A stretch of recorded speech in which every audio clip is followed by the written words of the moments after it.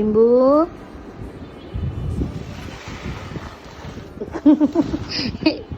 এটা কি তোমার ঘুমানোর জায়গা নাকি? হ্যাঁ, কিন্তু ভালো ঘুমানোর জায়গা বের করছো। কি সুন্দর খাটের নিচে যে ঝুড়ির মধ্যে শুয়ে আছে। তোমার বাবা ঘর কিনে দেয় না তোমারে?